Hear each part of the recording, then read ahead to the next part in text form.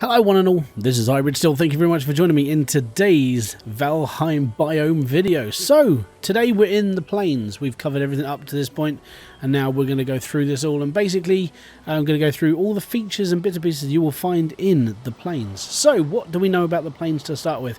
Number one, it is a vast open area with trees and fields and really big rocks. Like really weirdly shaped rocks that may remind you of a...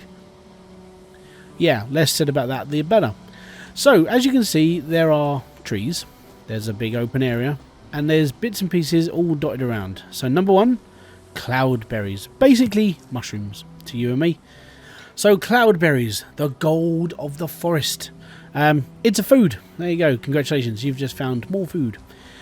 So what we're going to find here mainly is we're going to find open areas, we're going to find fullings, and then all the versions of the fulling, like the shaman, the berserker, the little ones that scream at you and basically come at you with a little spear. I call them ankle biters because that's pretty much what they look like. And then these little things here, as you can see, flying to, well, I say flying towards me, it is just stuck in the air. These are called death skeeto. Fly thing around me here is a death skeeto. These are actually flipping horrible. I'm going to be completely honest. If you're going to build your house in a biome next to the plains, make your house so it doesn't get death skeetoed. And the reason why is just because, well, they are a nightmare. They fly around and then they can attack you, and then they run around. They fly away from you. When they fly away from you, there's no way of getting them unless you're really good with a bow. Now, the reason why nothing's attacking me at the moment is because I have God mode on, as you can see by the health in the bottom corner. It says 99999, and I've got stealth mode on, so I don't get seen. So I can do this video without getting attacked constantly. Much like in the meadow, you're able to see silver birch. Now, silver birch is really common up here. Okay, so real common silver birch trees, and this basically means that fine wood is in abundance. So all you have to do is chop down a load of silver birch trees, and you'll have yourself a ton of fine wood for all those important builds that you're going to be doing later on, which is good. All right, but then you've got these things, the locks. Now, when you killed a lock, let me just, I'm going to batter it to death, and I'll show you what I mean. Ugh. Kill the lock. These are well hard as well, by the way. I haven't found a better way to kill them. I just have to keep trying. But what I want to do personally is I want to sort of like kill one and then show you what they do. So they're not very easy to kill.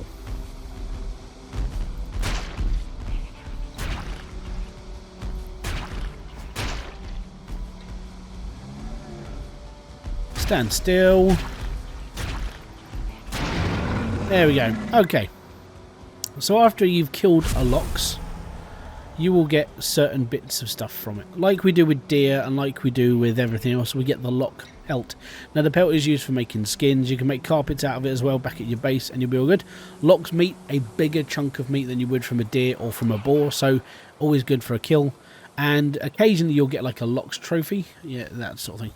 So that's the locks. They're fairly, I mean, in fairness, they will attack you because they're bigger than you. They're not going to be afraid of you so much, but they do take some time to kill. So another thing that we've got to watch out for is the fullings. Now, the fullings are much like everything else in the plains. They may be tiny, but they're a pain. And like the death skeetos, they're tiny, but they're a pain. Now, the thing with the fullings is they tend to do this thing where they will hoard you. And as said, the reason why they're not attacking me is because I'm on God mode and I'm invisible to them. So, as you can see, there's quite a few of them. We've got one berserker there, we've got a berserker there, we've got a shaman here, and then we've got all these little ones, the fullings. They're the tiny ones. And as you can see, I mean, there's quite a few of them. With a fulling, they actually have this like herd mentality, where if you attack one of them, they will all attack you.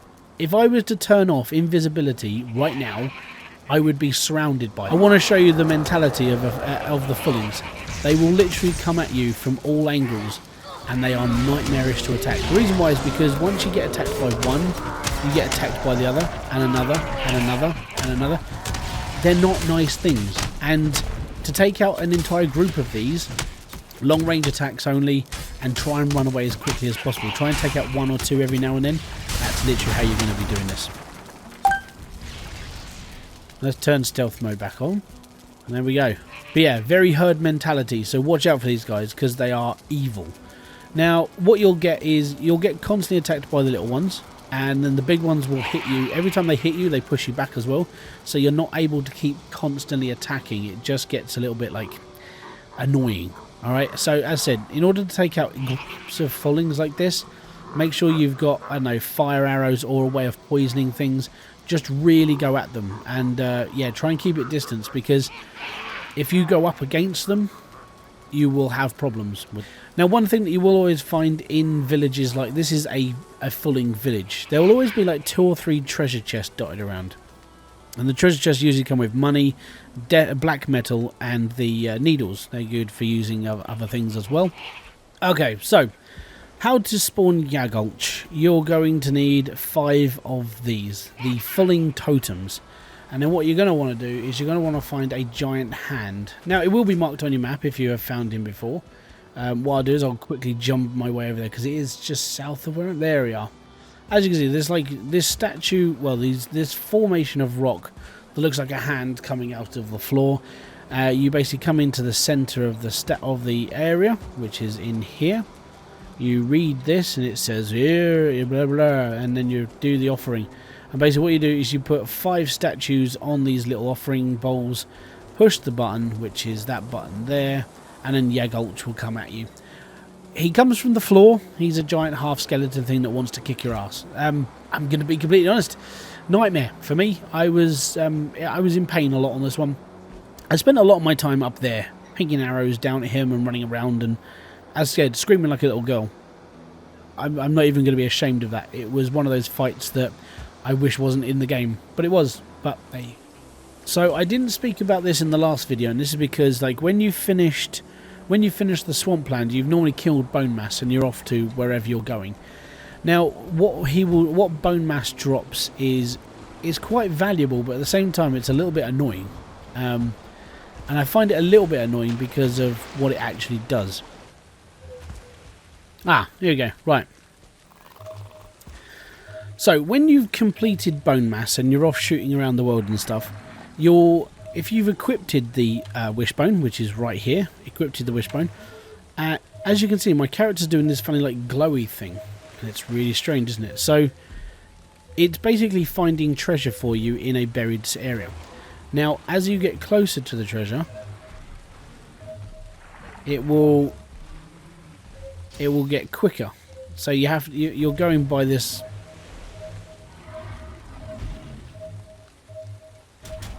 So it should be right around where I am now. So I'm going to get my pickaxe out. And there we go. So mainly in the swamp biome, you'll find things like this. The muddy scrap. I know it's really dark at the moment. I apologise. But you'll find muddy scrap piles. And this basically just means that it's buried treasure. It's a way of getting stuff without going through the tombs. I mean, by the time you got the Wishbone, you've probably been through the tombs, but as you're going through different biomes, like the Black Forest and the meadows, you will find, like, Viking burials. So it's always good to, like, as you're running around, have the Wishbone equipped. It won't hurt you at all, but it's always weird finding, like, random little hidden things all dotted around the map. And that's something I wasn't going to touch upon in the swamp in the swamp video. And the reason why is because by the time you finish the swamp, you would have killed biomass and bone mass, sorry, and you would have moved on. So there was no point in mentioning it in the last video. But now we're in the plains video. Yeah, whilst you're watching this video, you may already have the Wishbone.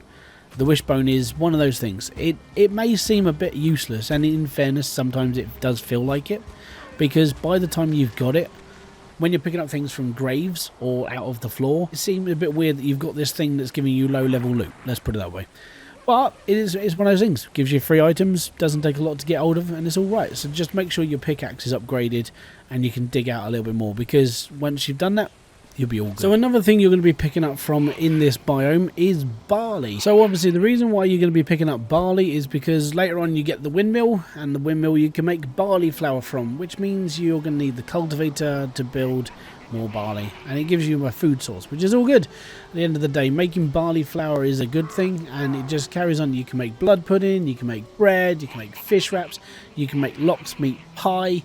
All of this stuff can be made with the windmill, and obviously you need barley to start. So you would basically have to just keep finding barley, planting it, and so on and so forth.